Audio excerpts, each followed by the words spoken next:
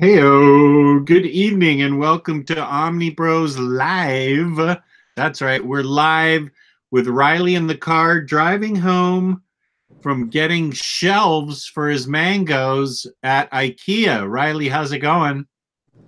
It's going swimmingly. I'm driving at a brisk 10 miles an hour in this wonderful Austin traffic. Aha. We don't have a picture of you right now, but we are hearing you. Oh, here's my There, excited 10 miles an hour face. there it is. We see you.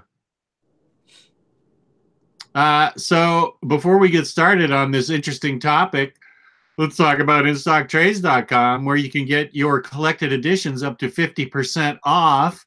Loyalty discounts add another 2% to that. Every quarter, there's an Omnibros Live discount code. Order $50 or more in the United States, and you get free shipping, fabulous service, fabulous packaging. That's InStockTrades. Damn it, I almost did it. InStockTrades.com. Damn it. InStockTrades.com.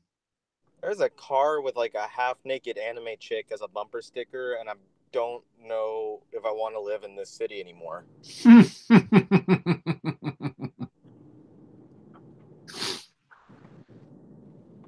How do you know that's what she is? How do I know that's what she? Because I just saw the car pass me at 10 miles an hour. No, I know, but how do you know she's an anime chick? It just has anime eyes and stuff. Yeah, I mean, like, I don't know if it generally looks like an anime chick. Oh, she's not half naked. She's wearing a sweater that's flesh tone. Oh, okay. See, you Or rush to judgment. I did rush to quite a judgment. I'm still kind of questioning their judgment on having that sticker, but I have one sticker on my car. Can you guess what the sticker is? um, is it a dog No, it is not. I'll give or you a hint. or a Harley Quinn? No, that would be cool. It's food related. In and out. Yep. That's the only sticker I have on my car. I used to have an X-Men, just an X on the back of my car, but then I sold that car and I don't have that sticker anymore. I don't think it added value either. Cycle Cleveland wonders if I have a McGovern for President sticker. That would be amazing if I could find one of those. McGovern for President. So which of this split topic are you looking to cover first? Did you want to talk about Well, the since you don't have your underappreciated, library in front of you, why don't we talk about the curse of the completionist first? the curse of the completionist? Yeah. What? Now, this is definitely a curse that ails me, and I think that it's fair enough to say that it ails you as well. At the very least, I can say that recently, when you bought every Secret Wars miniseries and trade paperback, it was evidence enough for me to say that, Jess, you might be afflicted with the curse of the completionist. um, you could be right. So, I mean, obviously, but for those that might not know what that means, I'm just being a little hyperbolic about when you're purchasing something, and it doesn't have to be necessarily just comics, but that's what we talk about. But you purchase something and you feel like you have to have all of X. So one of my biggest guilty sections of my collection in which I have that completionist curse is, of course, my X-Men collection, where I, without prejudice, pretty much buy every X-Men related book left and right, especially if it's oversized hardcover. And this idea came into my head specifically because the linked within the group earlier today were the contents of the uh, end of whatever Eve of Destruction hardcover for the X-Men. And it was one of those where everyone's like, man, this is just a bunch of really shitty material. And Omar came in, like I tagged him, and he angry reacted, and and everyone's complaining. And then I said, Omar, I'll see you on day one when it's in both of our shopping carts. And he laughed because he knows it's true, and it's, you know, it's an inevitability, and it's the same reason why I bought the X-Men Revolution Omnibus, and it's the, you know, the same reason why I bought both of the Daniel Way Deadpool Omnibus, and the same reason I'm probably going to buy, not probably, the same reason I'm going to buy the that Hulk by Loeb and McGinnis Omnibus that was just released. And it's stuff that, like, I know is not good, and I can tell you it's a guilty pleasure, which that Hulk series was for me. Like, it's so bad, but I just like, it's hilariously good bad for me. Um, but I buy into it because I have that completionist agenda, if you will, where I feel forced into buying it almost, and it, you know, that's Marvel doing their job, I guess, with these releases. Jess, do you have anything to say? Well, you specifically warned me away from that Hulk series. Yeah, it's not good. Which just cracks me up because No, it's not good. yeah, you specifically warned me away from it. Now, I mean, I'm looking at my collection, and I don't know that I have. I mean, I have it for some things like Hitman. I wanted all of Hitman, but that was 7 books, so Right. that's not a big deal. And if I was afflicted with it, my Batman shelf would be, I would have a whole room of nothing but Batman, and same with Superman, because there's so much stuff out there. But I I'm not that way with Batman and Superman or Green Lantern or Justice League. I mean, I like to collect whole runs of things like Fables. I got every single oversized hardcover, all 15 of them, Right. because I love that series. But where it really comes in is like the idea, like what I was saying, where it's, because it's one thing if you're like, man, I really love all of Fables, so I'm going to buy the whole series. Or, man, I really love this run on this book. Or, like you said, Hitman, it's a 7-book series. But, like, where it really becomes something sinister, if you Yeah, will, is when it's like, gosh, I'm a huge X-Men fan. I'm just going to get everything X-Men, even though I know a lot of these books are bad. And am I going to spend top dollar for them? Yeah, I probably will. That's where it becomes an issue. And I think right. maybe you don't have, because you're a lot better at breaking away from it. I remember, I think it was the most recent Golden Age Wonder Woman omnibus that you decided to skip on, right? Yeah, And I have to stop doing the Golden Age because it feels like there's going to be 4 or 5 more Batman and Superman, and I just don't have room. What I'm really interested in is the Silver Age, right. even though that's the most ridiculous age, and but that's the age I grew up on. So I just don't. I can't um, keep getting all those Golden Age books as much as I want to.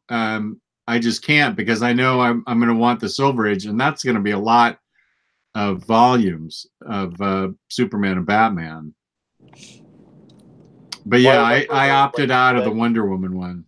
so it was, I believe, when we were discussing in our OmniBros chat, and you were discussing, and I think Omar might have been the one who was like, "Oh, Jess, I thought you were buying all of those Golden Age books," and you're like, "I mean, I have to stop somewhere. You know, you have to stop somewhere because there's, like you said, there's too many of them."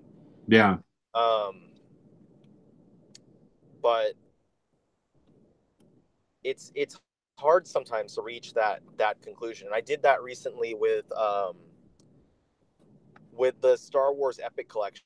because I was buying, like, I got to about 20 of them, and I was putting off on reading them because I wanted to, like, read a bunch of them in, like, a huge chronological thing. And I was just thinking to myself, that's not realistic, because I don't know how many of these volumes there are, at least 60, to collect all the Dark Horse Star Wars stuff. Oh my gosh.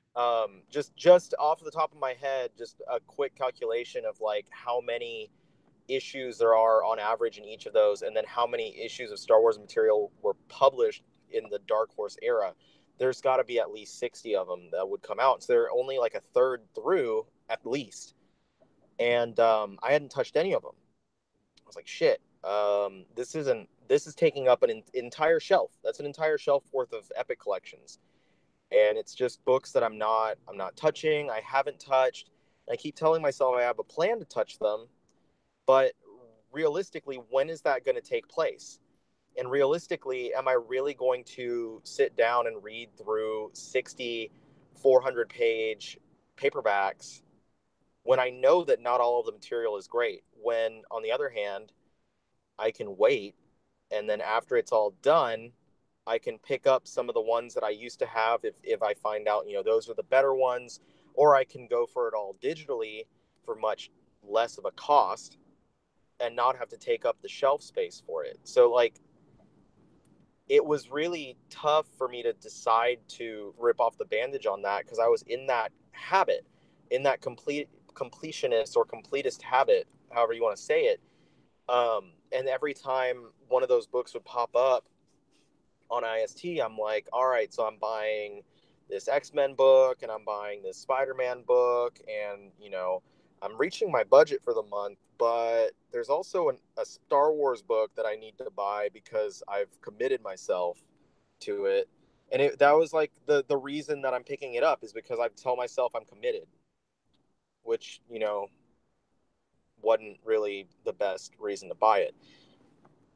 Now, I can look at the situation that I'm in with, like, X-Men books, and look at something like the upcoming Eve of Destruction hardcover, or that Hulk book, which I'm not as, deep in Hulk as I am with the X-Men, because Hulk is a little easier to collect, um, as far as, like, he doesn't have as much material.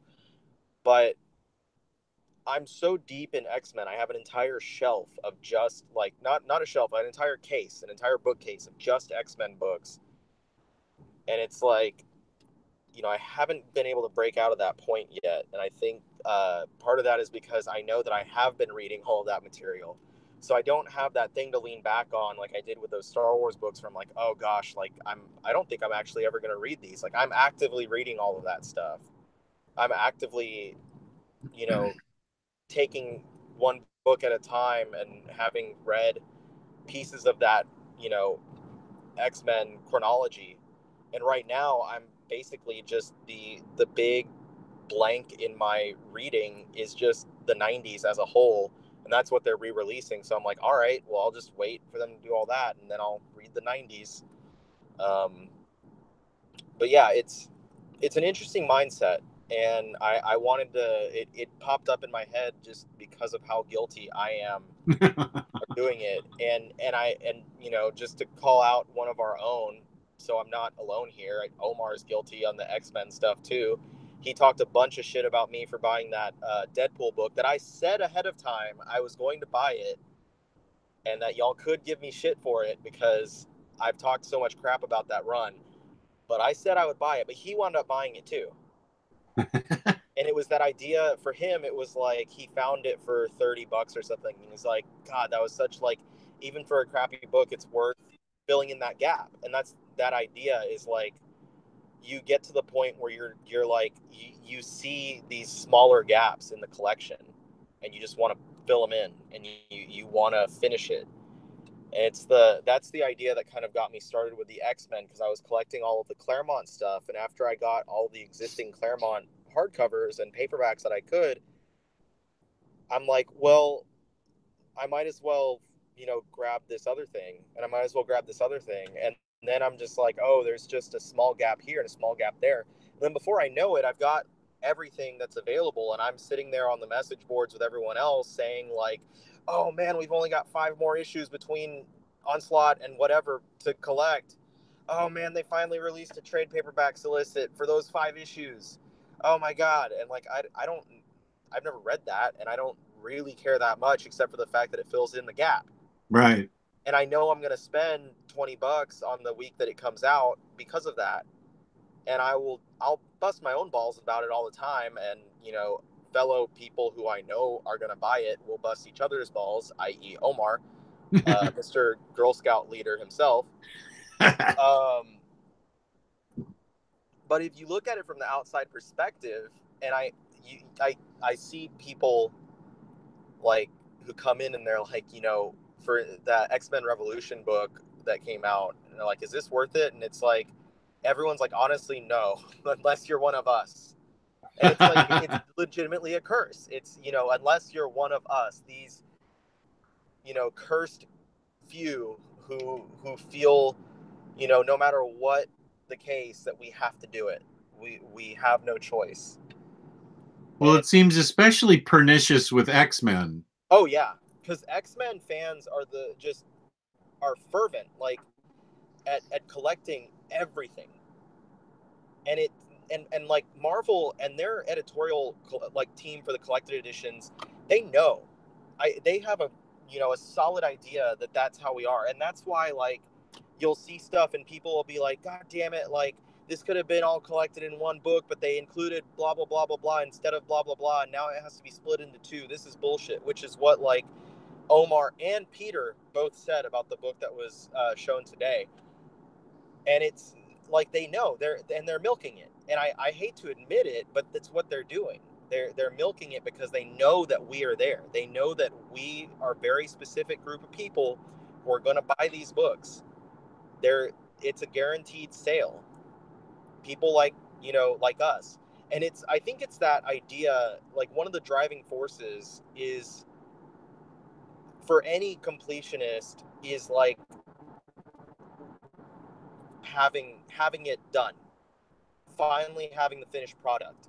Yeah. And that's the the draw for something like this with the X-Men is like, seeing this shelf, my bookcase, what it's going to look like when all of these books are finally out. I know what it's going to look like. It's going to look like it does now with a few more books on it. But it's like, it's the dream, it's the draw, and that's the goal, is to see it and to post it on social media and have other people be like, oh my god, that's so cool. And then emptiness is what it all amounts to. Emptiness. That's what happened when I completed the, like, any video game I complete 100%. Super Mario Odyssey, I got that last moon, Power Moon, and I felt empty. I was like so happy to finish it, and then I was like, fuck, like I'm empty. What do I do now? And then Spider-Man, we did everything, like even the stuff beyond 100%, all of it. And then we felt empty, and it's like, move on to the next one. And then we didn't even think about the game anymore for like weeks, until my nieces and nephews came in and they all wanted to play it because they hadn't played it before. And of course now there's like the DLC, and Mario has new content on it as well. But it's something that I've experienced time and time again. Like you set that goal, and unfortunately it doesn't really amount to much. And that's like part of the curse. It feels, because the majority of the good, the majority of the reason why we do it is the hunt. How it feels to track these books down and be waiting for them and being part of that community who's like excited or angrily excited about seeing the new stuff solicited. It's like, being part of that is a more exciting experience than actually coming to the end of the quest. Fortunately, though, there really is no end, because comics will never fucking end. And even when everything's collected down the line, there's still going to be a million more things to come, which adds another layer to, you know, the depressing reality of it is that, you know, it'll never be done. So that you'll could be be a doing good thing. this behavior your whole life. Right. Unless something happens and I decide like to rip the Band-Aid off and call it quits. But, you know, as I am now, as a young man of 28, I don't see that as a thing that's going to happen. But anything can happen. Anything can happen from now to the day I die, whenever that may be. And I hate to like, I took this into a really like nihilistic place. I feel like That's nothing cool, matters. man. Taylor, But Taylor Taylor Brown says, I feel like Ryley is the patient on the couch right now and Jess is his therapist. How does that make you feel, Omnibus Collector? man,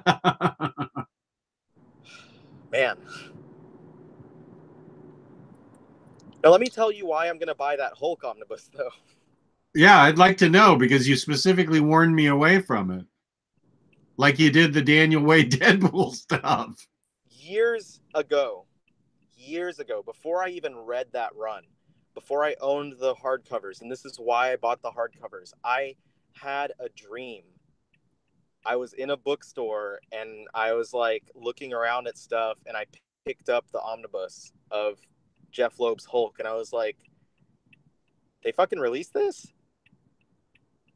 And so now, like, and after the dream, I was like, okay, I mean, like, I have to at least buy it and read it. And so I did. And it was, you know, part of that was because I was reading the rest of the Hulk stuff that happened around it and concurrent with it by Greg Pak. So I was like, okay, well, let me go ahead and get those too. And but when I had the dream, I felt like it was like I have to. Like my subconscious was pushing me towards that. And now years later, they actually solicit something that I never thought I'd see anywhere but in that dream. So I'm like, okay, that's weird. So I firmly believe in, like, you know, the universe making things happen. And in this case, the universe wants me to spend $50 on a shitty book. And I'm here for it. Okay. So I'm not telling you to buy it at all. But No, that's I know why I you feel, specifically told me not to. yes, that's why I feel drawn to it. I have to feel like Marvel is putting a lot of eggs in their Hulk basket right now, and I do want to support the idea of more Hulk books being published. Um, so if my one purchase makes any sort of difference, then I want to go towards that. Okay. I don't necessarily have a completionist attitude. If I did, it would be for Batman or Superman. Um, since those are my two favorite characters. Now, I guess I do sort of have, I will say, but see, this character doesn't have nearly the history that X-Men does. I Right. do have a completionist mentality with Harley Quinn. I want everything possible, but she doesn't have nearly the stuff out that X-Men does. I mean, she's just scratched the surface, but Yeah. I can understand even I've even read bad Harley Quinn and enjoyed it, so I can understand where you're coming from with X-Men. From the reader perspective, and that's really important, like when you're a comic completionist, from the reader perspective, part of it, at least for me, is like the opportunity to have the complete history of this character or this team or whatever it be in hopefully a single format. And that's why I go after those oversized hardcovers. But if it's paperback, whatever it takes, it's that idea of like being able to hold the entire history and to experience the entire history of the character or team in question. Because there's, I could go out and I could just buy and read Onslaught or something. But and I, I have read Age of Apocalypse years ago, and the stuff that led into it and all that stuff. And I've read bits and pieces of X-Men material here and there, but that I haven't read all the stuff surrounding it. But I always have that that want, that yearning to just read everything and kind of just see how it goes. And it's almost, like I'm watching a TV series where I'm like, I don't want to start on season 5 and not watch anything that came before and then skip to season 8. Yeah. On something like I wouldn't feel okay about that. And it's kind of part of the mentality is that I go in there and I'm like, I'd like to read all of it and to experience all of it. And I haven't had that same mentality for a lot of other stuff. It's just that the X-Men, there's such a huge fandom, if you will, for the X-Men that all kind of feel the same way. And they all kind of push to say, like, how much of an experience it can be to take it all in. And that there are so many big plot points that go between each run. And it's a very different thing than looking at, like, I don't know what a good example of another character would be, but like, Spider-Man, for instance, I think like his runs, most people wouldn't say are all, you can read J. Michael Straczynski without reading Howard Mackie. Yeah. You can go into, Dan Slott stuff without having read whatever else. Like Nick Spencer's run is a fresh start. You don't need anything before it. With the X-Men, there's a lot of people that really kind of push that idea. And I think when I was starting to buy these things, I started to see people talking about those things and talking about what the stories were and who the creators were and where the ideas were overlapping with other runs. And then you have people like Gabe and Omar who will fight about it and tell me like that I should or shouldn't read certain things. And it pushes me to want to do that. And I think another good example for me is Batman. Like I started collecting all of Batman from basically Nightfall on, and DC's done a really good job of collecting all that stuff. And it helps when the publisher is doing that really diligent job of publishing collected editions that fill all of those gaps very effectively. It really helps when they do that. But with Batman, I had read, for instance, Nightfall and Hush and Under the Red Hood or the Red Hood, whatever, and then Morrison's Batman and all that stuff. And so I had read and like No Man's Land. So it kind of skips in between. There's chunks of material missing in between these big storylines, and I'm just sitting there. I'm like, I'd like to see what happens in between so I can have a more full experience. Even though a million people will tell you, you don't need to. You don't need to read everything to have a full experience. Those stories are pretty full. We're losing you.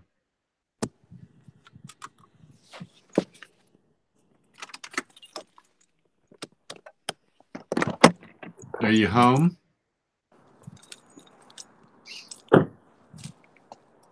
Sounds like you're home. Yeah, I'm walking in. Okay. We lost you at the end of your Batman. Oh, I'm sorry. Well, you can right. talk for a minute. You can talk for a sec. I'm going to jump on my computer. Okay.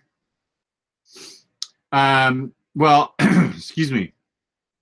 I'm definitely not a completionist because I try to only read either what I know to be good or what's recommended to me as good, or I read a recommendation that's good. So I'm not a Batman completist. It's no secret I didn't care for Nightfall, and I don't care for the re-inked Batman by Neil Adams and Odyssey omnibus. So those are glaring omissions from my Batman library. And I'm trying to think. I think what I mostly have of Batman is standard size hardcovers and paperbacks, and same with Superman. I do have one Superman omnibus. I just don't. I feel like I've got more Flash omnibus than I do Superman omnibus almost. I don't know. Except for Golden Age Superman and Golden Age Batman, but I'm going to have to stop those because I just don't have the room and or space, which are actually the same thing. I meant room and or money. But I'm looking at my Batman shelf, and it's really pretty sparse given the rich history of him, and I feel like that's going to change once those omnibus. There's so many omnibuses that are going to be coming out for Silver Age and then Bronze Age, and the same with Superman. And I'll be all in on those Silver Age and Bronze Age ones, but I'm going to have to stop with the Golden Age. I'm kind of a completionist, but again, she doesn't have as rich a history as X-Men on Supergirl. I really love all things Supergirl, so whether it's bad or not, whether it's good or bad, I tend to buy it. But again, that's a very small sample. Let's see, there's Death and Return of Superman, so there's one omnibus of his that I have.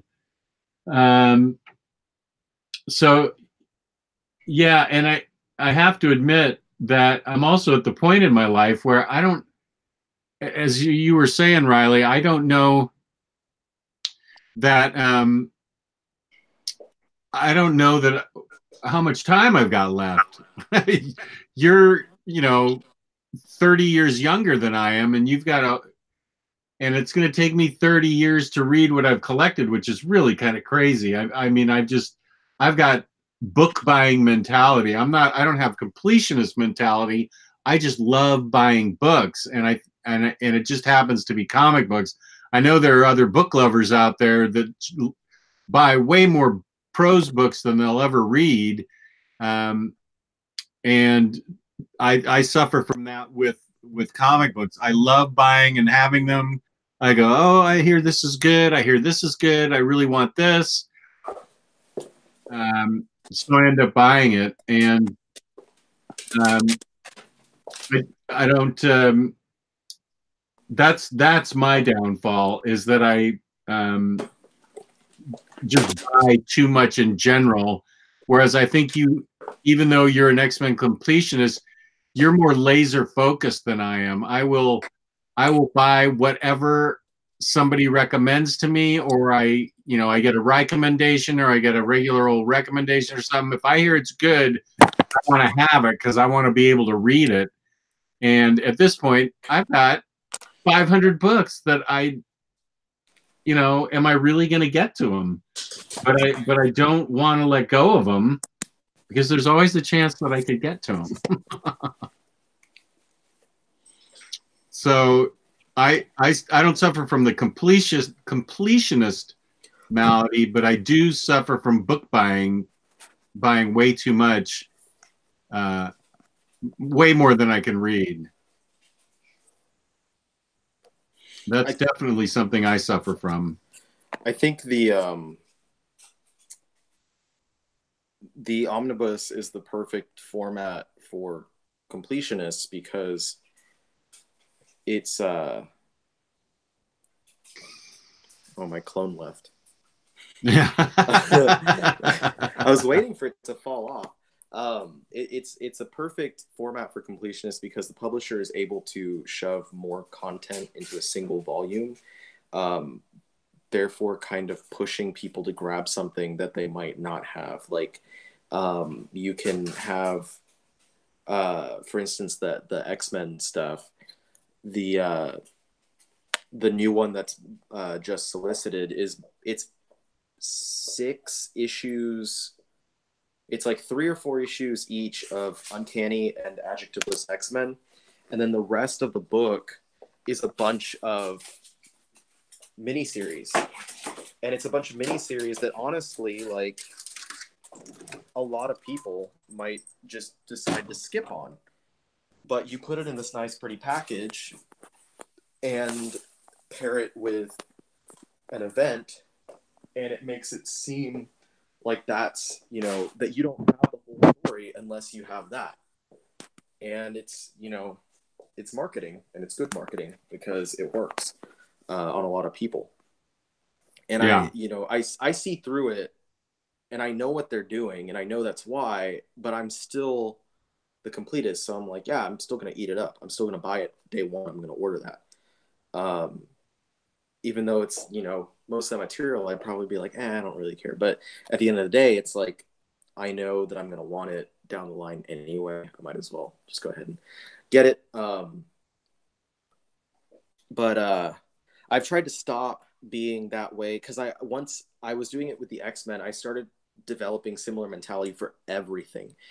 Like I was like, okay, they're releasing epic collections for Doc Strange and Moon Knight and Iron Fist and Luke Cage, and I was like, I'm just gonna jump in on all of these because it looks like they could, you know. And I was like mapping things out on my computer and seeing how many volumes it might take to complete all these series, and I just was buying things left and right. And then I realized, you know, I don't care quite enough about these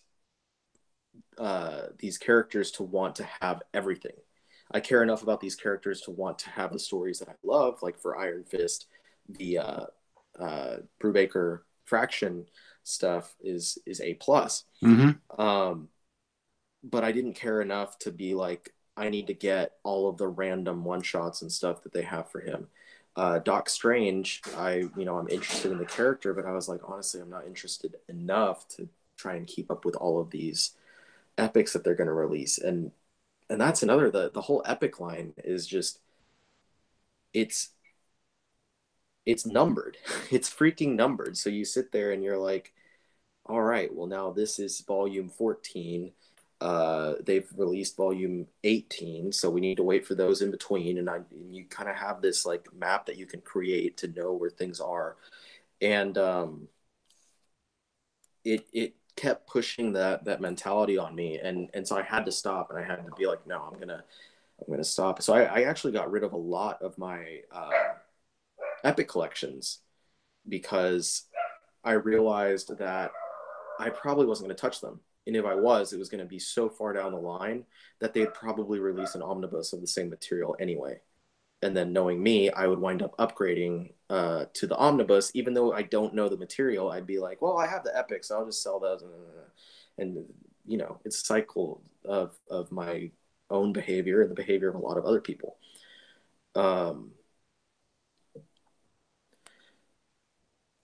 But it was just something where I had to break out of that. And I told myself, you know, okay, you can do this with the X-Men and even with like all those Batman paperbacks, because I chose a small era of Batman. I chose, you know, something that's pretty concentrated. I decided I'm not going anywhere before Crisis on Infinite Earths.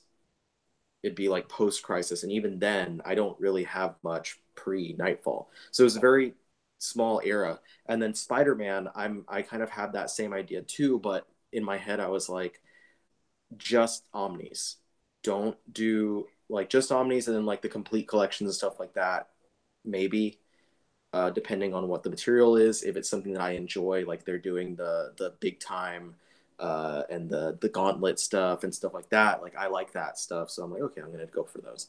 But everything else, I'm like, don't go into that, because there's no reason to. Like, just keep yourself focused, so you can, you know, get the things that you really do care about. And then unless someone specifically is telling me like, oh, no, the material in that book right there, it's worth it, trust me, go get it, and then I'll be like, okay, I'll go ahead and get it. But it's alleviated some stress for me, as far as like taking, once I kind of whittled down what I was allowing myself to be a completist or a completionist about. It allowed me to whittle down my collection by a little bit, free some space, free some cash every month whenever, you know, new books are coming out, because I'm like, oh, I don't need that random collection that I would have bought. Instead, I'll buy these other books that I might not read soon. But the bottom line is you're having fun completing the run. That's the most fun part about it. Yeah. The most fun part about it is me going into the finding these solicits, or not finding, I don't find them, Brooks finds them. Seeing when Brooks finds these solicits, reading all the stuff, seeing what the content is, shoving the newly announced Batman or X-Men book and what contents into my map to see where it fits on my shelf, looking and seeing what else can possibly come out. It's like, that's the fun stuff. And then waiting for it to be released, buying it, waiting for it to come in the mail, and then reorganizing my shelf and seeing it all on there and just being, you know, satisfied in the moment for a split second, satisfied, and then being like, all right, next. And that's the fun part for me, is like that hunt, and then eventually getting to read that stuff and have that whole experience. So I can be like, man, this book, you know, X-Men was really great. And then all of a sudden at this point, when these people came on, it was bullshit. And then this point all the way down, however long later, this is where it got good again. Just being able to have those opinions and those ideas about things, like, is what I'm pumped for. And I, you know, like I said a while earlier in the show, for my X-Men stuff, I have this big gap of the 90s, and it's like I incited argument between Gabe and Omar in our chat because I wanted to see like what their take is. And I think Omar was like, oh my God, all of this stuff is just the worst. And then Gabe is the one that has like the fond memories of it. And I love seeing that, like the divisiveness about that stuff. And then eventually knowing that I'm going to be able to form that kind of opinion. And then I can jump in and be like, you're both wrong. And, you know, say, or I agree with one of them or whatever. See what they say. Like that's what keeps me excited. And I know I got really like depressive for a few minutes talking about like it's endless, and there's really like if it's either that it's endless, so there really is no end goal and point, and therefore possibly pointless, or if you do get to the end, you kind of feel empty when you're done because you've put all the effort into getting to that point. But just with like any story, it's the journey. You know, it's the journey that really matters. You can have the best beginning and the best ending, but if the middle is bullshit, then what's the point? You're not having fun along the way.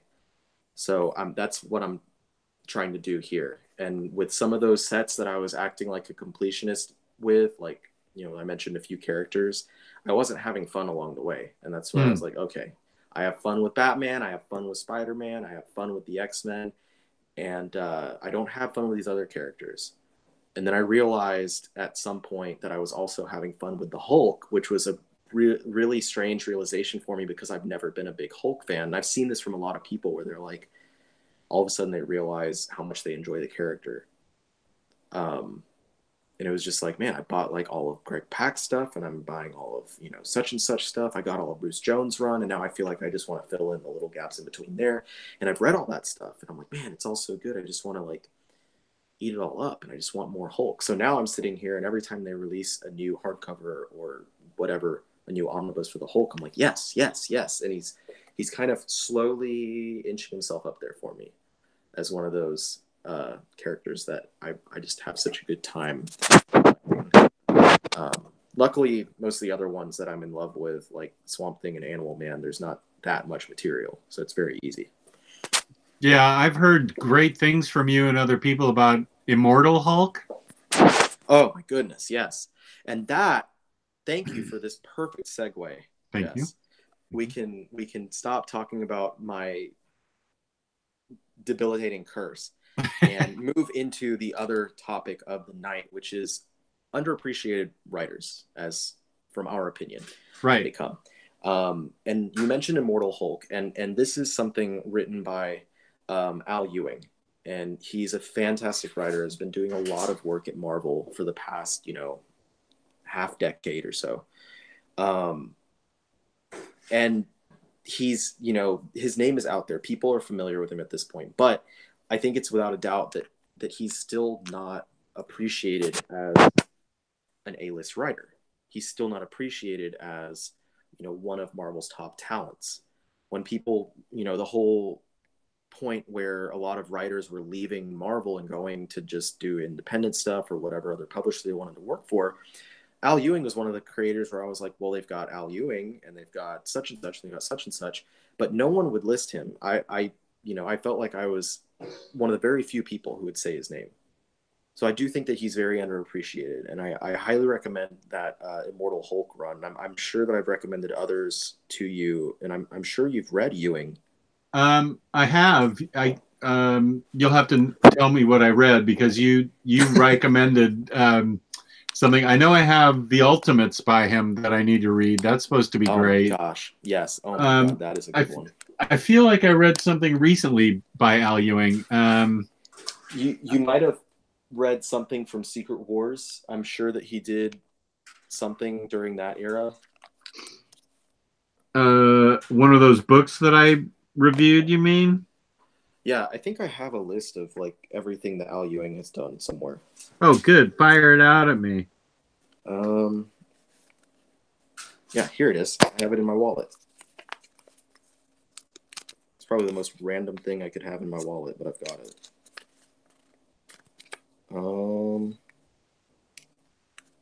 This is a little... Oh no, this is like his Avengers related material. So he's done, he did Mighty Avengers, and he did Captain America and the Mighty Avengers. And then he also did, during Secret Wars, he did the Mighty Defenders, which was a short series, like 2 issues or something. And it was led by the female Captain Marvel. And then he did, when he came back from Secret Wars was when he started up, I think coming back from Secret Wars was when the New Avengers series started. And then New Avengers was the one with Sunspot as the main, like the leader. And they pretty much, he purchases AIM and repurposes AIM into like a force for good. And he becomes, I believe he became their scientist supreme. I could still be wrong. I feel like I read that. And then that sounds really familiar. Into, and at the same time, he was also doing his Ultimates, the first Ultimate series. And then with Civil War, everything, you know, there was a lot of restarted series and stuff. So New Avengers ended, as did Ultimates, and he started up US Avengers and Ultimates 2. And US Avengers was just that complete tongue-in-cheek, you know, the like Red Hulk wearing American flag shorts with like aviators and a big old mustache. And it had like the cover for issue 1 had Squirrel Girl on the cover, like saluting. There was a tank with 2 not guns. What do you call on the tank? Cannons? Tank guns? It's not a gun. Tank barrel, tank cannon. There's 2 barrels on the tank. It's just the most ridiculous, like just obviously going overboard with the you know, the fact that it's called US Avengers. It's a United States government flag flying team. Still led by Sunspot. And then he also had Ultimates too. So that's a bunch of different stuff that he's written. He also, I don't know how I forgot this. He also wrote Loki, Agent of Asgard. Oh, okay. I read that. That's what I read by him then. And that Sunspot one sounds very familiar. The one with Sunspot at the beginning of the series, I did not enjoy it, and I would not have recommended it. But as the series progressed, it became more and more entertaining. just the characters involved. He was introducing a bunch of new characters. He was utilizing characters in new ways. I think he has a really great sense of building a team, because he writes a lot of all of those things that I said, except for like Loki. All of those are team books, and he has a really great ability to put together a team of really interesting characters and oftentimes underutilized characters. Like in the Ultimates, he has Blue Marvel and Monica Rambeau. I don't know if she's going by Photon at the moment, but Monica Rambeau is in there. And then, like I said, like Sunspot is the leader of his new Avengers. So that's a pretty underused character. Even though he was part of Hickman's Avengers, he was not used too much. So he has a good ability to take those types of characters and use them in really great ways. In Loki, he did a good job of giving us kind of a transitionary series from Kid Loki by Gillen, and then pushing him into his later teen years before giving us an adult Loki later on. And then now he's doing his Hulk series, and it has this really kind of horror vibe to it. Most of the issues are very like single one and done story type issues. Great artwork throughout. And he's just utilizing a bunch of different characters. Like I think Doc Samson no, it's not Doc Samson.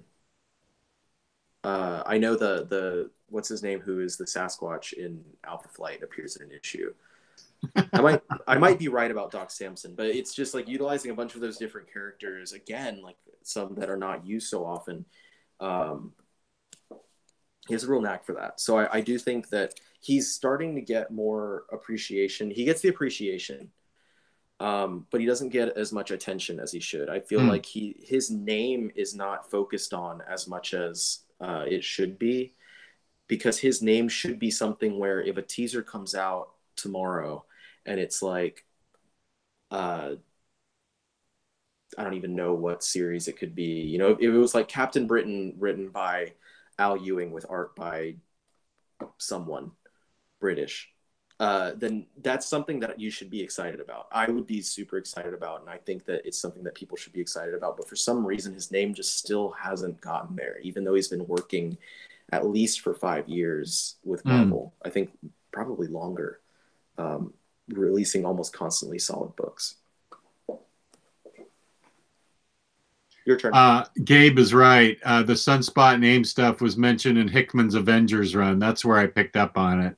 There was like a 2-issue afterword or something in one of the Avengers books or something, and that's where I read it. There was also stuff about it in Avengers World. Oh yeah, Avengers World. I read that based on Trigonosis's recommendation. I also often recommend it because you get giant Pym particle Shang-Chi fighting a kaiju. Yeah, that's exactly right. Yeah, Avengers World. Okay, that's what I'm thinking of. But yeah, I do recommend picking up Al Ewing's all of his Avengers stuff. It's a lot of really fun material, a lot of really different stuff between each of his series has different flavors to those. Well, the writer I'm thinking of, I never can go as in depth on a writer as you can. I can just name the writers that I think are underappreciated. The first one I'll start with, I happen to like all her stuff. It might not all be A+ stuff, but I think even her B+ stuff is good, and that's Marguerite Bennett. I really feel like she's kind of an up-and-comer. She's the one that wrote Insects. She writes Bombshells. The foreword to Insects written by her is probably the most powerful thing that I've ever read in a prose book or a comic book about female body horror.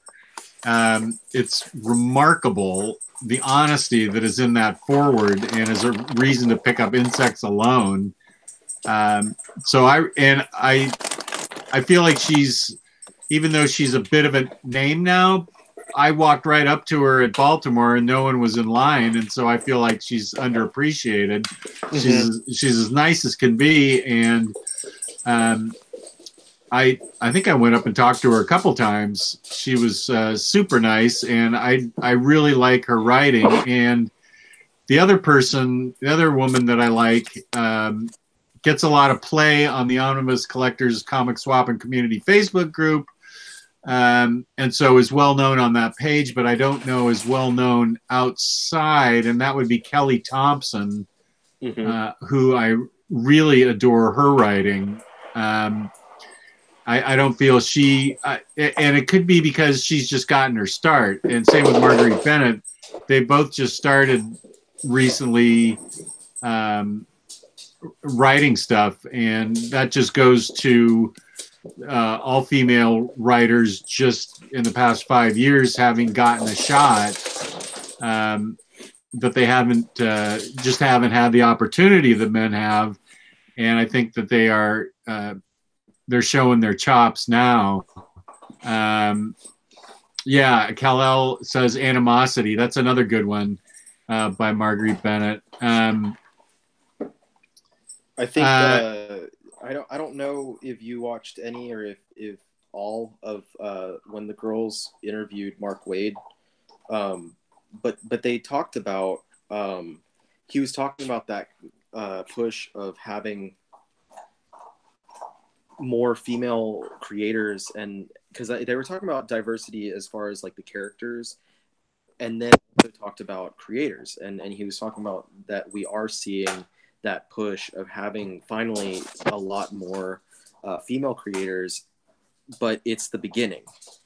And, you know, it's something that it's happening slowly because it's happening organically, but they're making that push to keep them coming out and putting out this great work. So I if you haven't watched I didn't watch every bit. I think I watched probably 50% of the interview because my wife and I had to do something, but they did a wonderful job with Mark, and Mark was just a real pleasure of a guy, and he did talk a lot about the importance of diversity in the comic industry, and as far as both creators and characters, and kind of how we're getting there, and how we're how we're doing well, but we're not there yet. Yeah, he seems like in person and on that interview just like the most wonderful, level-headed, fair-minded guy. Mark Waid does, and I completely agree with that. I do. Let's see. I had another. Josh Williamson's another writer that I think is getting some heat. He's doing The Flash.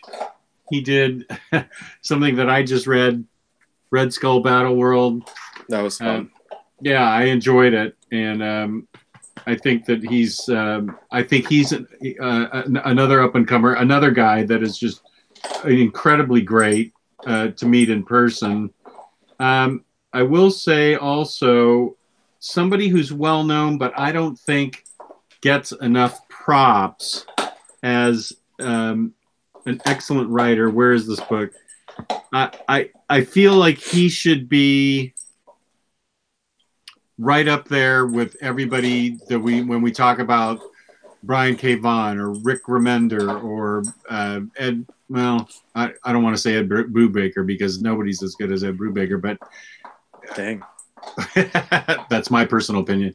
But when we talk about really great writers whose stuff, all their stuff I like, I think of Cy Spurrier, who wrote one of my favorite books of all time, The Spire, and I picked up Marvel Zombies Battle World book, not just because it was by Cy Spurrier, not expecting it to be anything.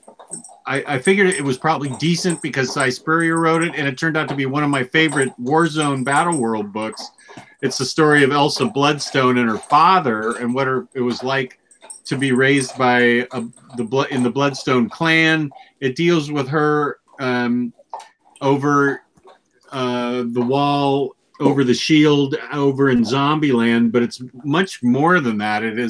it's a real tale of what it was like for her to grow up and her feelings about her father, and it's got a wonderful twist in it that I thought was remarkable when we find out who the little person is that's been shadowing her.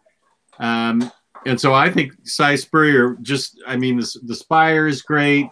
Wished You Were Here, the Cross series that he wrote was great. Marvel Zombies was great. I know I'm probably forgetting 3 or 4 other things that he did, but I mean, Marvel Zombies was a book that I gave like an A, because it was so unexpected for me to find this level of in-depth analysis of Elsa Bloodstone, her drive to do what she does and where it comes from. The whole father-daughter relationship is explored while she's battling zombies. And I'm not the biggest fan of Marvel Zombies. I think it's an interesting idea. I think that there's an awful lot of it, and I think there could be a lot less of it and still be interesting. But so I entered this book with trepidation and ended up loving it. So that's somebody that I wanted to talk about. He also did the X-Men Legacy Legion book. Oh, which you've got, which I read. Have it right there. I did read it. I read it as soon as it came in because I love the Legion TV show. I was pretty sure you did. I was like, I think that's the one he's really forgetting, because I'm pretty sure I am forgetting that. Yeah, I did love that book. I think a big thing with about when you talk about an underappreciated writer is just the idea of, you know, someone that, like when I was talking about Ewing, that you feel like their name should have clout to it, that their name should be something that people look forward to. Mm-hmm. And you all too often, you know, I'll see a book that's announced and it has a certain writer's name attached to it, and I'll think, man, this is going to be good. But everyone else is just ambivalent, I guess. Like, I don't know who that is. I've never read anything by that person. Who, or the whole thing about, like, you know, what writers does, you know, X company have? And it's like ignoring all of these creators. And it's sometimes you see a writer that does rise to prominence pretty quickly, and I think that we're seeing that right now for, like, Donny Cates, for instance. He seems to have just had one surefire hit after another, at least according to popular opinion. And our opinion. I didn't want to make it seem like it's like, oh, he's 100% on Rotten Tomatoes type of guy. No, he's you know, pretty much every book that comes out gets majority of praise, and I haven't been necessarily disappointed by him at all. But then you see other writers who've come out around the same time or even before that, and right now, I want to say I talk a lot about the Marvel books because it's Marvel who does this. It's Marvel who has a lot of these newer writers come to them. More so, not that DC doesn't have it, but more so than they do. Mm-hmm. And right now, I think you see a lot of it on the X-Men books because you have writers like Matthew Rosenberg and Ed Brisson, and we have like Mariko Tamaki, who's working on X-23 right now. Yeah, and they're writers that either, you know, they haven't proven themselves just yet. And they're coming up right now, or for some reason, I don't think either of those three fall in the same category as Ewing, where he's been around forever, but for some reason he still doesn't have the clout. But they are writers that I believe will get there, that I believe deserve it. Ed Brisson took over on Old Man Logan after Jeff Lemire left, and Lemire, like him or not, he's a writer with some, you know, some substance behind his name. People follow him. I follow him. So he's, you know, filling some decently big shoes. And while Bresson's first arc on the series was a little bit rocky, I feel like he really, over time, maybe even surpassed what Lemire did there. And it's made me really appreciate him a lot more as a writer. And then going forward from there, I see him, he's one of the 3 writers for Uncanny X-Men that I believe just came out, the first issue.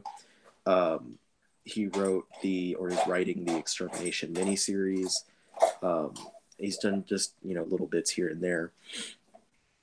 And I'm becoming more and more impressed with him over time. And that's the type of thing where, like, when I see a writer and it's like, okay, I like this one thing by them, another thing comes out, it's okay. And then it gets to the point where I'm like, yes, yes, yes, yes. And then you get to where they become like an Al Ewing for me, where I'm like, I can count on them. I know that they're going to get something good put out there. I know that whatever that book is that Ed Bresson's going to be put on, that I'm going to enjoy it. At this point, I'm confident in him. And he hasn't had that, you know, he hasn't reached that point where his name is recognized. He's not as appreciated as he should be. I think Rosenberg kind of falls into that category. I haven't been as overwhelmingly positive on his material, but he too has done a lot of miniseries at Marvel, and he too is one of the trio of writers on Uncanny X-Men. And he's actually taking over as the sole writer after the trio breaks up after the first 10 issues. I don't know if he's going to be going on for a while or if they're going to switch writers between arcs or what that deal is. I haven't looked much into it, but he's doing an arc on Astonishing X-Men. He did the Multiple Man miniseries. He did a New Mutants miniseries. He has a really interesting voice, and I've had read some stuff from him from indie publishers before, so I was already interested in seeing what he had to do. But when he first came over to Marvel, I was kind of iffy about him. I wasn't a huge fan of his first Kingpin miniseries. I didn't think much of his Rocket Raccoon. But then when he started writing the X-Men, and I know that I'm biased towards them, as I talked about for like an hour ahead of this, I really was feeling it. You know, I'm really feeling what he's doing. I feel like that's where his voice is in writing these characters. It's clear that he cares about them. He cares about, you know, coming up with new ideas for them. Oh, Ed Brisson is writing X-Force, I think, next. So that's something to look at. And then Mariko Tamaki, I feel like I was in the minority of people who enjoyed her run on She-Hulk. I still need to read that. It's a very different run, and I do, like I said, I feel like I was in the minority, and that's fine. I saw a lot of people that were just really not cool with it. They didn't like, you know, what she was doing with the character, and that's fine. That's fine. I, you know, have a different opinion on that, but X-23 has garnered a ton of praise, almost universal as I've seen it, and I think that the fact that it has amazing artwork helps, but she's really pushing it on that series, and I think that might be the one that can push her into being a name to look out for. And I hope it does. I hope that she'll continue to do great work at the big publishers, and have people, you know, see her name attached to something and just immediately be like, yeah, I'm buying that. I am picking that up. I meant to bring the book down with me, and I left it upstairs. But one writer whose work I've read everything in the Edenverse, which includes Postal, The Tithe, and Think Tank, is Matt Hawkins. I don't know. I mean, because I like I don't know. I can't even remember who publishes it now, but probably Image. I'm a huge Image fan because I get exposed to a lot of these writers that I'm not familiar with, and Matt Hawkins puts an astonishing amount of research into his books, especially Think Tank and The Tithe. And Postal is just one of my favorite books ever. I don't know that he would ever go on to write for the big two or just continue to do his own stuff with Image. But I would read just about anything by Matt Hawkins based on the Edenverse series of books, Postal, Think Tank, and The Tide. They are amazing and amazingly fun. Postal is one of my favorite books that I've ever read. I believe he's taking a break and coming back to it. But I just love Matt Hawkins. Yeah, I know you talked about Postal a lot in the past. Yeah. Oh gosh, I had like several writers on the top of my mind, and then I just blanked. I can talk about Mike, and I'm sure I'm going to butcher his name. Raked, Raicht. I even met him once, and got him to sign my Stuff of Legend books. I love Stuff of Legend. And Mike Raked also did something for Marvel that I had right next to, I can't see it now, but he did do something for Marvel that I enjoyed too. I feel like maybe it was a Punisher book, but he also did a really great book, and that's Wild Blue Yonder. I loved this book too. This is about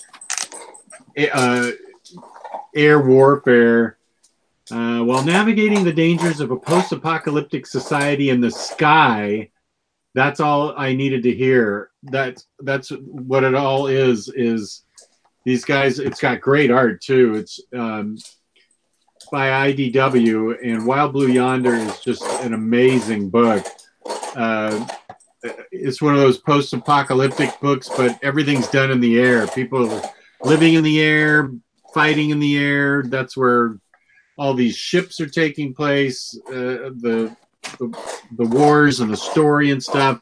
And so Mike Raked is somebody that I really like through Stuff of Legend and Wild Blue Yonder. And I'd like to see him get more work. I know he's done at least one thing for Marvel.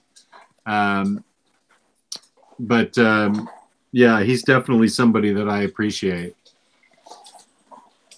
How loud is my dog chewing this bone? Very. I have my noise canceling headphones, so it's harder for me to hear it, but I wanted to give her something to distract her while I was doing this, and I just realized, like, holy shit. Well, one thing you have in your favor is that sweater expert E. Tyler Lindvall feels that your sweater game is crushing my sweater game tonight, which is actually a bitter pill for me to swallow because I'm known for my sweaters, but yours is winning the E. Tyler Lindvall stakes. Well, Jess, today I'm modeling a llama hair sweater that is imported from Chile. So, ooh, this is I take my sweater game seriously. As I do too. I don't know what material yours is made of, but I believe mine is just a plain cotton sweater. It goes. I picked it because it's a plain cotton sweater. I picked it because it went with my colors today, and I just wanted a plain sweater to go with my colors. Underappreciated sweaters. That's what I have on, an underappreciated sweater. Mine's got little llamas on it. Look, yeah, that is like boss. A scene, like the llamas are I don't know what's going on, honestly. Like they're migrating across my sweater. Yeah, this was I say imported, but my parents bought it for me when they were visiting. My mom was born in Chile, and she has not been back in decades. So they went last year, early this year, something like that, for the first time in forever, and took my grandmother. So they got to visit some of my grandmother's siblings that she has not seen in forever. I was jealous because I've also been wanting to go,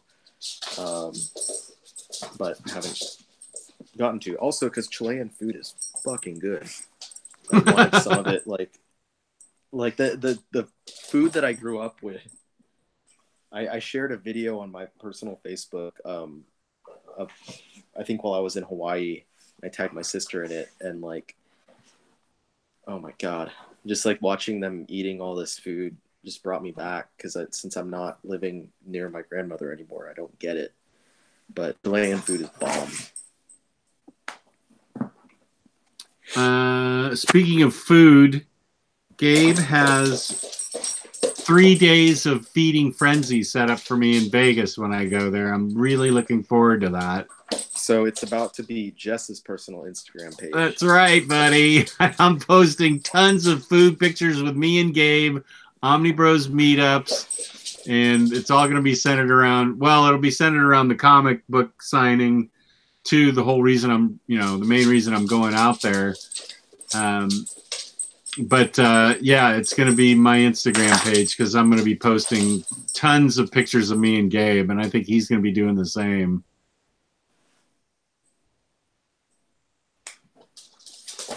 I have a feeling he's going to pick me up from the airport and take me straight to In-N-Out. I was just surprised that Gabe didn't know there was an In-N-Out in Austin. He was trying to front. Yeah, he was trying to front on me because he was like, you can't talk about Whataburger. I think he said something about, like, you can't talk about Whataburger being better because you don't even have an In-N-Out. And I'm like, bro, there's one 10 minutes from my house. Like, I used to work in an office that was walking distance. It was literally across the street from the In-N-Out, and that was like the majority of the time that I had In-N-Out. But Whataburger's still better. Okay, that's your opinion. Yes, Taylor Brown, right we are. Taylor It's Brown, right we are. opinion. We are going to do a live video in Vegas. We're going to probably be doing it Saturday. There's not going to be an OmniBros show. No, there's not going to be an OmniBros coffee with the OmniBros on Sunday, because Gabe and I are going to be getting Adam Hughes and J. Scott Campbell's signatures. But, well, Gabe's probably going to be running the event. So, so there's going to be a Saturday live. There'll be at least me and Gabe, and possibly Omar will be joining us. Ryley has to work, and I still haven't gotten word from Luis. I have asked him 5 or 6 times, do you want to do it tomorrow? And I haven't got an answer out of him, so eventually I will. He did tell us which cheese to use for our pasta. Yeah, polio. I don't want polio. So yeah, tomorrow, not tomorrow, Saturday. I'm not sure the time of the show, because we're going to go to a comic book convention and hand out Omniboslive cards in between our stops at In-N-Out and Yardbirds and Capriotti's and a bunch of other places Gabe's going to take me. So Saturday there will be an OmniBros live show, surprise Saturday, with at least me and Gabe and maybe Omar. Are you handing out collectible cards? Collectible cards? Yeah, like trading cards that have like OmniBros stats. That is a great idea. We could have those made up quite easily. They do trading cards for people. We had them made for a Christmas card one time with stats on the back.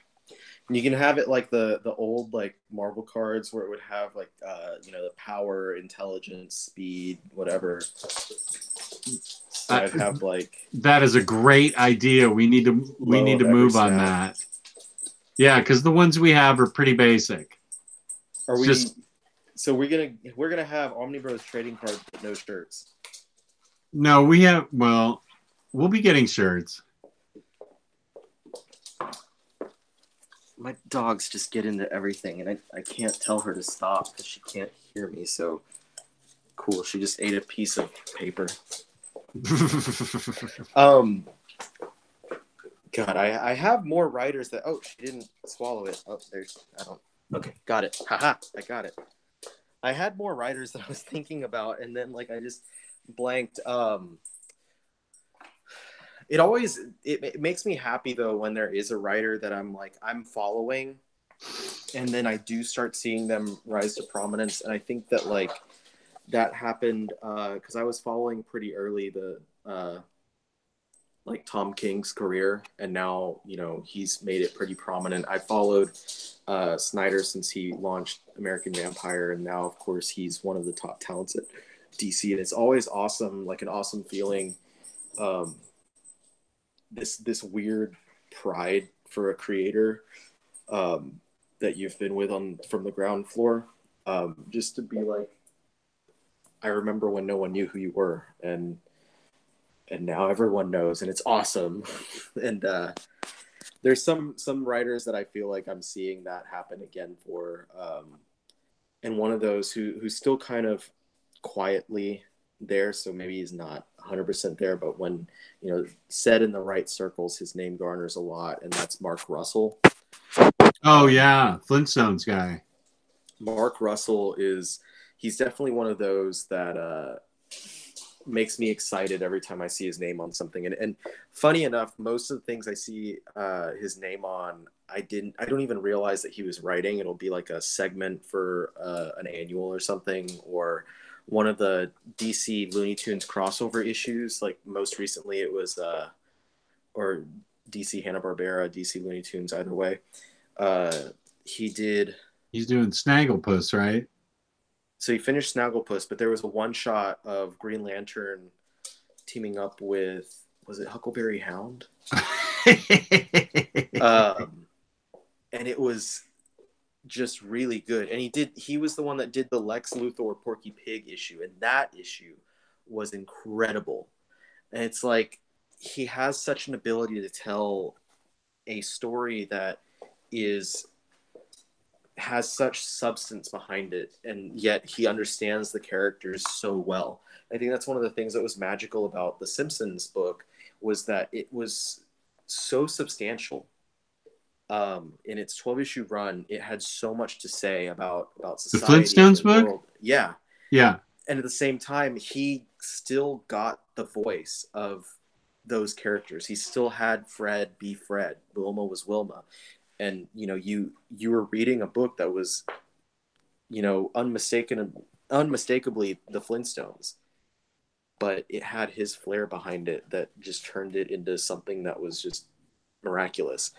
And I think that he's, like I said, in the right circles, like me mentioning it to you, and all of a sudden you're like, oh, yeah. When you mention his name in the right circles, everyone's just on board immediately. But he hasn't had that. I think a lot of it's because of the style of books that he writes. He's not got that same, Snyder or King recognition. And I'm hoping that he gets there, because if he gets there, basically it just means that I'm going to be reading a lot more Mark Russell comics. And that's what I want. Right. So yeah, he's definitely going back to writers. I think he's appreciated, but he still has room for more appreciation, and that's just me wanting more from him.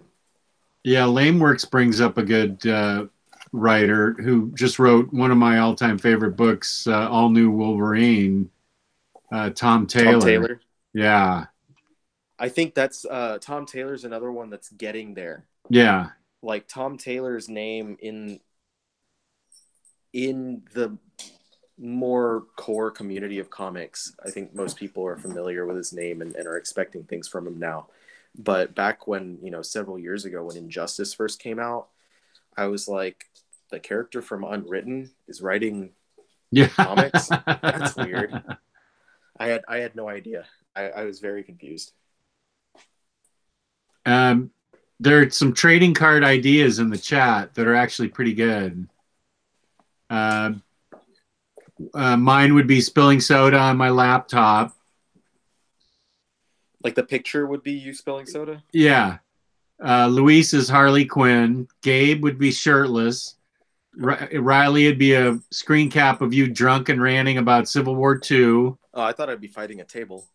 That's even better. Fighting a table. And Omar's meme with the words Lane Wayne.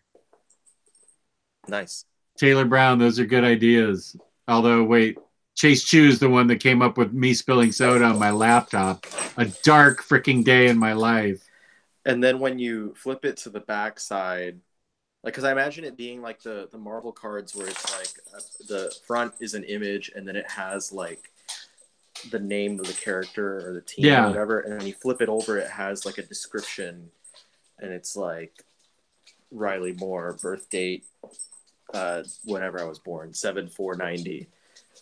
Stats, you know, height, not tall enough, weight, too heavy, stuff like that. And then 1990? Like, good heavens. Does that make... You said you're 30 years older than me. Is that still true?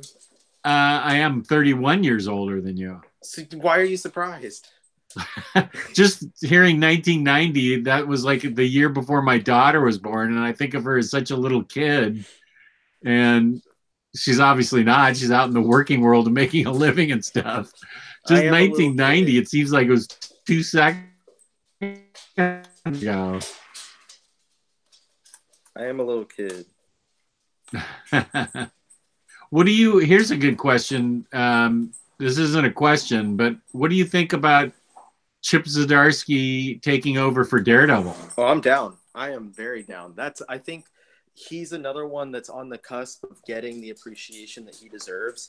And you can see, like, I posted that image, the poster in the chat, or not in the chat, in the group, and the reactions to it, like, there was a lot of people who were excited about it, and there were a few people who were like, I don't know. If you had shown me this years ago, I would have laughed and been like, wait, what? Because years ago, the first time that I was introduced to Zdarsky, and maybe this is the first prominent thing he did in comics, was art for sex criminals. Right, that's how I knew him too. And his voice came through in that so heavily. And it was like, okay, he's this very comedic guy, and everything he was doing, he would get attached as a writer on a few different projects, were very, you know, comedic in nature. And then as things kind of went forward, he started putting out more series that had more, you know, less of the comedic tone, a little more serious, a little more dramatic. So he went from writing Howard the Duck to... Which I loved. Which fantastic. To writing Spider-Man, but his Spider-Man was not as funny as one would have expected from Chip. It had the jokes and the quips and stuff, but it had an actual good dramatic story behind it. And now he's writing still currently the Marvel 2-in-1, which had some really big concepts behind it. And I'm like, wow, this is Chip Zdarsky that's writing this? Has that been collected yet? I think maybe one volume's out. I'm not 100% sure. Okay. But and then now he's doing this, and I think he's also doing the Invaders. And he came out and said, like, I'm getting to write two of my favorite characters, Cap and Namor. I think it's the Invaders that he's doing. I'll tell you, I just read an underappreciated Mark Waid book. Even though I don't even know if it sold well or anything about it, but I never saw it get much publicity, and that was Champions. I love that book. Oh yeah, Champions was a great series, and now Jim Zub is writing it. Okay, and he's doing a pretty good job too. And he's a little bit less appreciated of a writer that is also kind of coming up at the moment. I'm not the biggest Zub fan, so I'm not the one that could talk about him very well. I know he was popular outside of Marvel for doing Skull Kickers. Oh yeah. It's not something that I've read. At least I'm pretty sure he was Skull Kickers. Jim Zub? Am I correct in that? Yeah. Okay. But yeah, I'm excited about Starsky on Daredevil. I never would have picked him, but I think if he's on the book, it's because he had a good pitch. If he had a good pitch, then I have confidence that he's going to do a good job. I will also say tonight, besides your sweater game, your beard game is very strong. We're getting a good angle on your beard tonight. It is extremely strong. I might need to trim it soon. I really need a haircut is what I need. Like, my hair is just not... It's way too long. I'm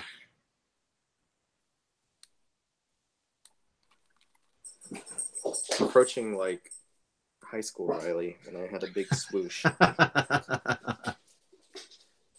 had the Justin Bieber swoosh in my hair.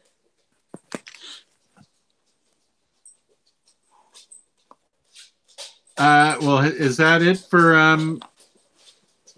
who we're thinking about? God, I've got so many books I've got to read. It's been an hour and a half. I think we've done a good amount of time. I could honestly, if I needed to, I could probably talk about another 10 to 15 creators, just writers. But I think that this is probably a good idea to kind of come back to every 6 months or so. Okay. Like a new batch of underappreciated, up and comers. So, in 6 months, I might want to talk more about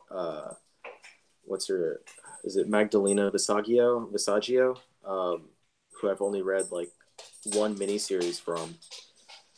But if she keeps writing comics, I guarantee in 6 months, I'm going to be talking about how underappreciated she is. All right. So well, I'd like to return to this. Okay, good. I think it's a good idea. 6 months from now, let's do it. And this would be a good time for me to talk about InStockTrades.com, where you can get your collected editions up to 50% off. Loyalty discounts add 2% to that. There's always an OmniBros code every quarter to get you an extra discount. Free shipping on orders over $50 in the U.S. Fabulous service, fabulous packaging. That's InStockTrades.com. Yes, nailed it. Woo! Yeah, that's right. Chewy was excited. Right on, Chewy. Hey, quit it. I guess someone's outside. Can you stop? All right. Well, where can they find you now that you're doing videos again? Oh, yeah, I'm doing videos again. Chewy, I'm trying to speak here. Chewy. Ugh. Children. Yeah, my channel is Ryley Mo. I need to do a new collection update because I'm supposed to post it on our channel, on this channel. But yeah, I've got, new videos will be coming out for hauls, and I've been getting requests for reviews and stuff. I got a request for a trade actually on my video. It was weird. Someone went on my video and said, "Hey, would you like to trade for something?" I'm like, no, I would not. That is weird. I've never had that. I don't want to trade. I don't know who you are. Trade. Yeah, that's the weirdest solicit for something that. Anyway, and then my Instagram, I try to post on there regularly, just pictures of hauls and stuff. At Ryley Mo, but it's M0 instead of MO. So check those things out. And then, of course, the Facebook group that we are always talking about, that the vast majority of people who watch these videos are already a part of. If you're not, however, if somehow you stumbled upon us and you don't know about the group, it is the Omnibus Collectors Comic Swap and Community. And when you request for admission, just under how did you hear about the group, or where'd you learn about the group, whatever the question is, just let us know you saw one of us talk about it in the Omnibros Live video. Right on, man. You can find me, Omnidog, on Omnidog's Vault on YouTube. And oh, she's wearing a lampshade. Yeah, Chewy's got the cone of shame. Oh. And I am going to be Instagramming the heck out of my eating adventures on Omnidogs_vault on Instagram. So you'll be seeing lots of food and hopefully lots of comic books and lots of Gabe. And it's just me and the pups. Oh. So for Ryley and myself and the rest of the Omnibros and InStockTrades.com, I wish you peace and love, peace and love. Thank you very much for watching us tonight. And be sure to watch us Saturday. And then I won't be on Monday, but the gang will press on without me. Somehow they'll do it. I don't know I don't know how. Good night, everybody.